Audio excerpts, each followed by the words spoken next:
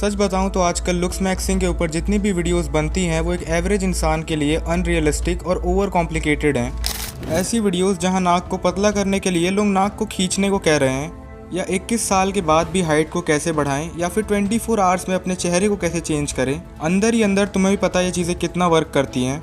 अगर सिर्फ घिसने से नोज़ का शेप चेंज हो रहा होता तो लोग इतनी महंगी और रिस्की सर्जरीज ना करवाते।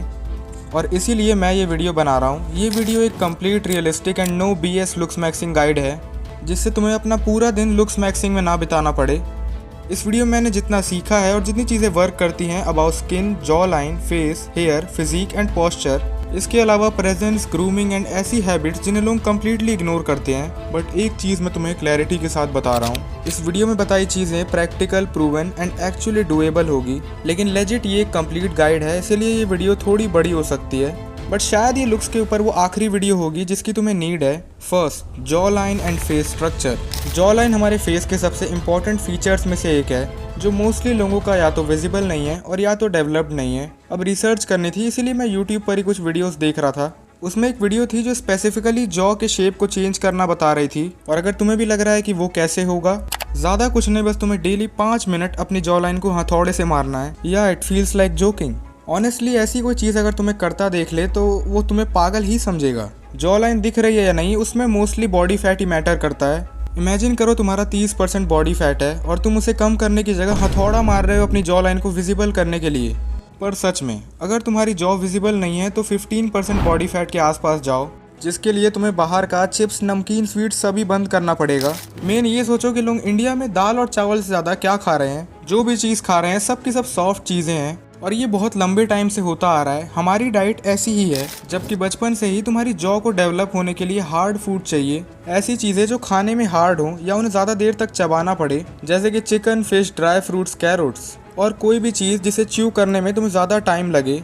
मैंने ऐसे भी लोग देखे हैं जो लीन होने के बाद भी उनकी जॉ लाइन प्रॉपरली विजिबल नहीं होती। कम बॉडी फैट के बाद भी उनका जॉ एरिया सॉफ्ट लगता है। और जेनेटिक्स के अलावा ये हो सकता है बचपन से ही सॉफ्ट फूड खाने से। ऐसी चीज़ें जिन्हें चबाने में तुम्हें एफर्ट ना लगाना पड़े। और अगर कम एज में तुम्हारी जॉ डेवलप नहीं हो पाई तो वो आगे चल के भी कभी नहीं होगी। इसीलिए हार्ड एंड च्यूई फूड्स को खाना चालू करो। इसके अलावा म्यूइंग करो, जो कि एक टंग पोस्चर है जिसे तुम्हें लाइफ टाइम के लिए मेंटेन करना है। बेसिकली ये उन चीज़ों में से है जो एक्चुअली वर्क करता है। कई लोग इसे एक्सरसाइज समझ लेते हैं, लेकिन ऐसा नहीं है। ये एक पोस्चर है जिसे तुम्हें लाइफ टाइम मेंटेन करना पड़ेगा, और इसे करना आसान है। तुम्हें बस अपनी जॉ को रिलैक्स रखना है, और जो तुम्हारी टंग है उसे तुम्हें अपने अपर माउथ पर टच करा के रखना है, मतलब ऊपर की तरफ। और इसके अलावा नोज ब्रीदिंग करो। ये वन ऑफ द वर्स्ट गलतियां हैं जो तुम कर सकते हो। जैसे कि ये दोनों फोटोज देखो, एक जगह माउथ से ब्रीथ किया है और एक जगह नोज से। अगर तुम मुंह से सांस लेते हो तो तुम्हारी चिन अंदर की तरफ रह जाएगी, जिसे हम चिन रिसेशन भी कह सकते हैं। मुझे भी याद है एक टाइम मेरी भी तबीयत खराब हुई थी और मैं नाक से सांस ले ही नहीं पा रहा था,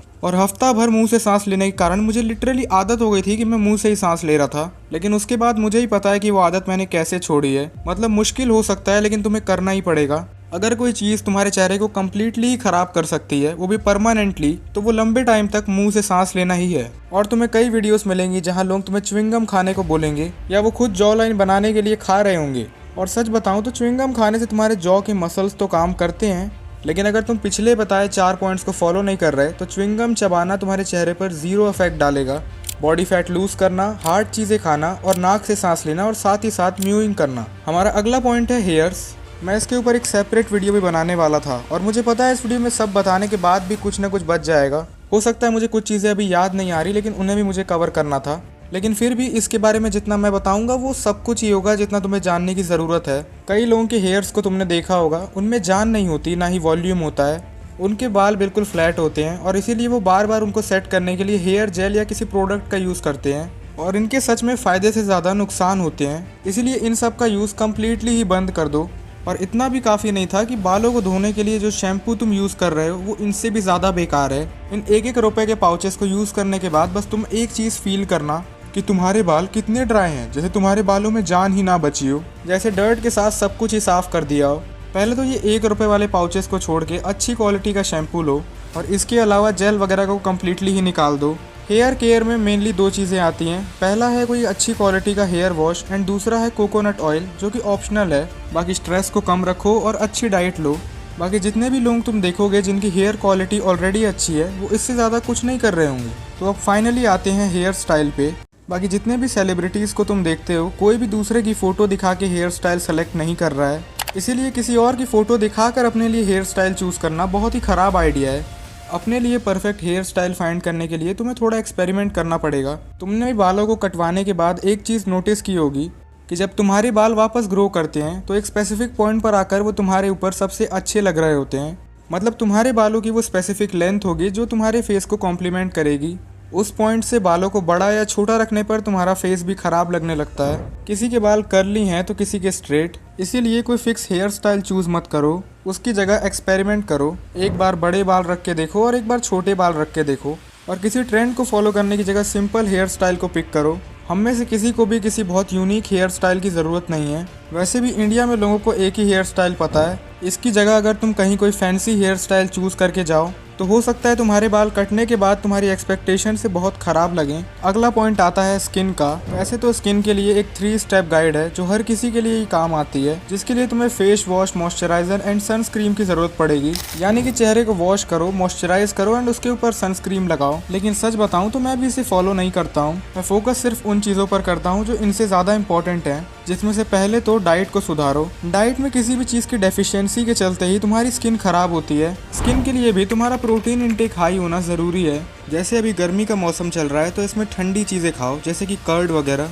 टीनेज ईयर्स में अगर तुम्हें एक्ने की दिक्कत है तो उसका कारण एक्सेसिव हीट भी हो सकती है। कर्ड ना कि सिर्फ समर्स के लिए अच्छा है, बल्कि ये तुम्हारे एक्ने को रिड्यूस करने में हेल्प करेगा, क्योंकि इससे तुम्हारा डाइजेशन भी इम्प्रूव होता है। बाकी जंक फूड और शुगर को जितना हो सके उतना अवॉइड करना। इसके अलावा दिन में एटलीस्ट 2 बार फेस वॉश करो। जब भी तुम बाहर से आते हो तो तुम्हारे चेहरे पर डर्ट और बैक्टीरिया जमा हो जाते हैं, इसीलिए अगर तुम कभी भी कुछ घंटों के लिए बाहर गए थे तो वापस आने के बाद तुरंत फेस वॉश करो, और मेक श्योर करो कि तुम डेली किसी सोप का या फेस वॉश का यूज ना कर रहे हो। पानी से मुंह धोना इवन बेटर है। इसके अलावा तुमने ऑनलाइन कई लोगों को देखा होगा जो सुबह सुबह बर्फ वाले पानी में अपना मुंह डिप करते हैं, और ये तुम्हारे लिए एक्चुअल में बेनिफिशियल है, क्योंकि ये तुम्हारे चेहरे के ब्लड फ्लो को बढ़ाता है। 3 स्टेप रूटीन फॉलो नहीं कर सकते तो ये 2 चीजें तुम फॉलो कर सकते हो। अगला पॉइंट है स्टॉप टचिंग योर फेस। तुम में से कितने लोग हैं जो चेहरे को अनकॉन्शियसली डेली टच करते रहते हैं, जिससे तुम कुछ नहीं सिर्फ अपने हाथों के बैक्टीरिया को चेहरे पर ट्रांसफर कर रहे हो, जो रात भर में रिएक्ट करके तुम्हारे चेहरे पर एक्ने को बढ़ा देते हैं। अगर तुम्हें भी एक्ने प्रॉब्लम है तो इस चीज को एक बार ट्राई करके देखो। कोशिश करो कि तुम दिन भर में अपने फेस को एक बार भी टच ना करो। इसके अलावा अपने पिलो कवर और बेड शीट्स को भी डेली वॉश करो। मुझे आज भी याद है कि एक्ने के चक्कर में एक बार मैंने 400 रुपीज का सोप यूज किया था। सुनने में लग रहा होगा कि कितना पैसा है, लेकिन एक डॉक्टर ने मुझे इसे मेडिसिन की तरह रिकमेंड किया था कि मतलब 1 महीने तक इसका यूज करो और सब ऑटोमेटिकली ठीक हो जाएगा। और मैंने यूज किया, लेकिन वो मेरी जिंदगी की सबसे बड़ी गलती निकली। जो एक्ने बेयरली ही मेरे चेहरे पर थे वो अचानक से बढ़ गए, और दोबारा उस डॉक्टर को दिखाने पर उसने बोल दिया कि उसने गलती से ज्यादा स्ट्रॉन्ग सोप रिकमेंड कर दिया, क्योंकि उस टाइम तक मैं चीजों को जल्दी फिक्स करना चाह रहा था। लेकिन टीनेज में सच में बहुत लोग होंगे जो ये गलती कर रहे होंगे। मतलब उन्हें बेयरली एक्ने होना स्टार्ट ही होते हैं और वो डॉक्टर को दिखाने चले जाते हैं। अगर तुम्हारे फेस पर सीवियर एक्ने है तो तुम डेफिनेटली जा सकते हो, लेकिन तुम्हें कभी भी स्टार्टिंग से ही डॉक्टर के पास जाने की कोई जरूरत नहीं है। जस्ट फोकस करो कि तुम्हारे चेहरे पर बैक्टीरिया पहुंचे ही ना, जो कई बार रेगुलरली वॉश ना करने पर तुम्हारे पिलो कवर या बेड शीट से ही आ रहे होते हैं। इसके अलावा ज्यादा पानी पीना स्टार्ट कर दो। अभी गर्मियां चल रही हैं तो तुम एक बॉटल खरीद कर फ्रिज में रख सकते हो, और तुम्हें एम करना है कि तुम 1 लीटर की बॉटल को दिन में 3 टाइम खत्म करो। बाकी डेली सनलाइट लो। कई लोगों की तुमने स्किन देखी होगी, वो हद से ज्यादा व्हाइट होते हैं, बल्कि उनकी स्किन व्हाइट एंड पेल होती है, जो कि मोस्टली विटामिन डी की डेफिशिएंसी से होता है। इसके अलावा अगर तुम स्मोकिंग या ड्रिंकिंग में हो तो तुम्हारी स्किन का खराब होना ऑलमोस्ट कंफर्म ही है। बाकी कुछ पॉइंट्स हैं जो हर जगह अप्लाई होते हैं, जैसे कि प्रॉपर स्लीप लेना, स्पेशली रात के टाइम पर। अगर तुम्हारा सर दर्द हो रहा है फिर भी तुम फोन चलाते चले जा रहे हो तो इससे तुम्हारा कॉर्टिसोल एंड स्ट्रेस बढ़ता है। इससे सिर्फ तुम्हारी स्किन डल नहीं होती, बल्कि तुम्हारी आंखों का ग्लो भी चला जाता है। मतलब तुम दिखने में ऐसे लगोगे जैसे कोई बीमार इंसान है। तो कह सकते हो कि प्रॉपर स्लीप ना लेना और स्ट्रेस का बढ़ना कनेक्टेड है। बाकी आज के टाइम पर तो स्किन कलर भी उतना मैटर नहीं करता। ऐसे कई डार्क स्किन लोग हैं जिनके चेहरे पर अलग से ही ग्लो होता है, और लॉजिकली भी स्किन की क्वालिटी से स्किन के कलर का कोई लेना देना नहीं है। अगर तुम्हारा स्किन कलर जेनेटिकली ब्लैक है तो उसे चेंज करना पॉसिबल नहीं है, क्योंकि ऑनेस्टली ऐसे बहुत लोग हैं जो अपना स्किन कलर बदलना चाहते हैं, क्योंकि उन सब ने कभी ना कभी रेसिज्म फेस किया है। लोग उनका मजाक बनाते हैं क्योंकि वो अलग हैं। और मेरे साथ तुम भी जानते हो कि सोशल मीडिया पे आज भी ऐसे मीम्स बनते हैं, और रेसिज्म भी पूरी तरीके से ख़त्म नहीं हुआ है, लेकिन ये चीज़ बेटर हो रही है। लेकिन ऑनेस्टली जिस चीज़ को तुम बदल ही नहीं सकते उस पर फोकस ही क्यों करना है। और स्किन कलर भी वही चीज़ है जिसे चेंज नहीं कर सकते, और पता नहीं चेंज करना भी क्यों है। डार्क स्किन होने का कोई फिजिकल डिसएडवांटेज नहीं है। अगर लोग जेन्युइनली कुछ फेस कर रहे हैं तो वो है सोशल डिसएडवांटेज। पर तुम जितनी भी वीडियोस देखते हो जहाँ लोग तुम्हें बता रहे हैं कि वो पहले काले थे और फिर वो गोरे हो गए, तो मोस्ट ऑफ द केसेस में उनकी स्किन पर सिर्फ टैनिंग हुई होती है, जो कि टाइम के साथ चला जाता है। लेकिन अगर तुम जेनेटिकली ही डार्क स्किन टोन्ड हो तो उसे बदलना इम्पॉसिबल है।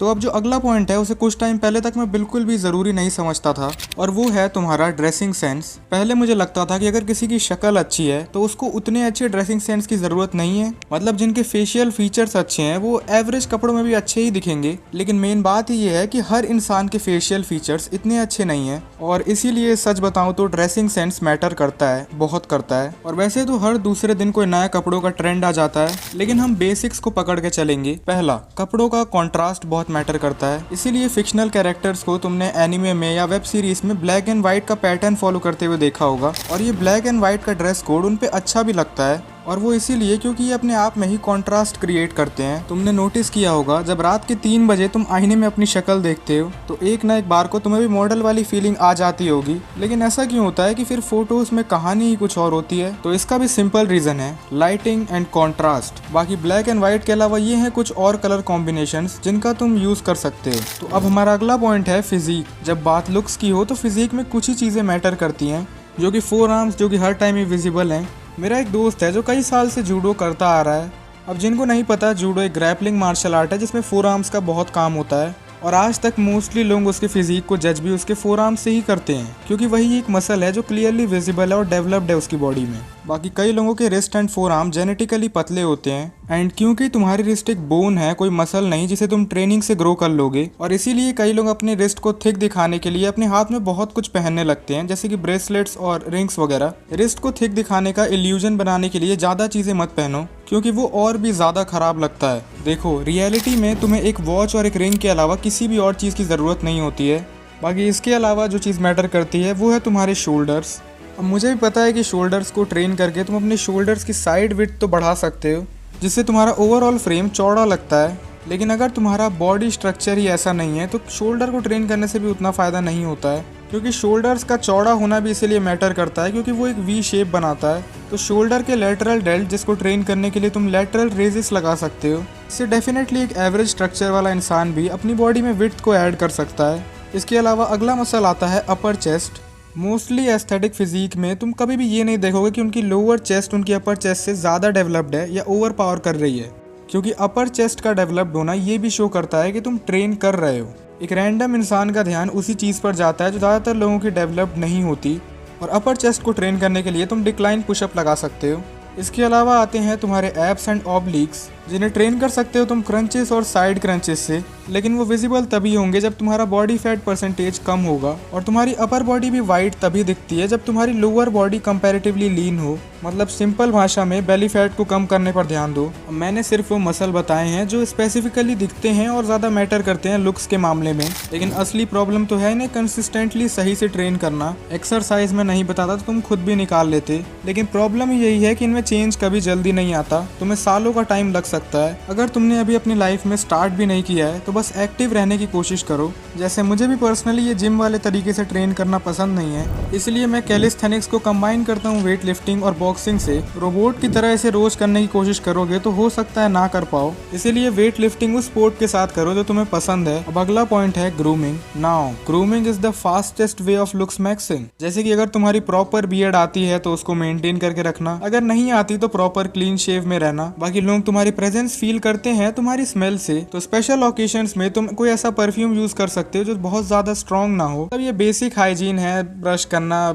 नेल्स को काटना। पर फिर भी जो फेशियल हेयर्स तुम्हारे चेहरे पर बहुत ही बेकार लग रहे हैं लेकिन तुमने उन्हें जबरदस्ती रख रखा है तो वो तुम्हें नीचे की तरफ खींच रहे हैं, उससे अच्छा तुम शेव कर लो। ये बेसिक है लेकिन ये बहुत बड़ा डिफरेंस क्रिएट करता है। बाकी अगर तुम्हारे मन में ओवरऑल आ रहा है कि तुम्हें बियर्ड रखनी चाहिए या नहीं रखनी चाहिए, तो जिनकी प्रॉपर नहीं आती उन्हें नहीं रखनी चाहिए। और तुमने भी नोटिस किया होगा जो कुछ स्पेसिफिक लोग हैं जो बियर्ड में ही ज्यादा अच्छे लगते हैं। तुम अपनी शक्ल को ऑलमोस्ट रोज ही देखते आ रहे हो, तो कम ऑन तुम्हें इतना तो पता चल ही रहा होगा कि तुम्हारा फेस कब ज्यादा अच्छा लगता है। इसके बाद अगला पॉइंट है हाइट। देखा जाए तो हाइट में तुम्हारे जेनेटिक्स और लाइफस्टाइल दोनों ही मैटर करते हैं, लेकिन फिर भी सबकी एक जेनेटिक सीलिंग होती है जिसके ऊपर तुम नेचुरली नहीं जा सकते। अगर एज 20 से कम है तो चांसेस होते हैं कि अच्छी स्लीप, एक्सरसाइज और खाने से तुम्हारी हाइट बढ़ सकती है, और नहीं बढ़ी भी तो क्या, कम से कम तुम्हारी फिजिक बाकी लोगों से बेहतर हो जाएगी। कोई आदमी अगर 6 फुट का भी है लेकिन तुम 5.5 फुट के होके उससे ज्यादा तेज भाग पा रहे हो, तुम्हारी स्ट्रेंथ उस आदमी से ज्यादा है। लेकिन मैं सच बता रहा हूँ, जिनकी हाइट सबसे ज्यादा बढ़ सकती है वो है वो लोग जो इस टाइम बिल्कुल ही इनएक्टिव हैं, ना कोई एक्टिविटी लेवल और कंप्लीट जंक डाइट। 90% ऐसे केसेस में जब वो लोग अच्छी डाइट लेना और ट्रेन करना चालू करते हैं तो उनकी हाइट बढ़ जाती है। और वैसे भी ये एक विन विन सिचुएशन है जहाँ तुम्हारा कोई भी लॉस नहीं है। बाकी यहाँ तक वीडियो देख रहे हो तो मानना पड़ेगा तुम्हारा अटेंशन स्पैन एक्सेप्शनल है, नहीं तो कितने लोग हैं जो 5-6 मिनट की वीडियो को भी बिना रोके एंड तक देख सकते हैं। बाकी तुम जानते हो कई चीजें ऐसी हैं जिन्हें तुम चेंज नहीं कर सकते, उनका तुम कुछ नहीं कर सकते, तुम्हें उन्हें एक्सेप्ट करना ही पड़ेगा। क्या फायदा ऐसे लुक्स का जो एट द एंड तुम्हें एंग्जाइटी में ही डाल दे। बाकी आज की वीडियो के लिए इतना ही।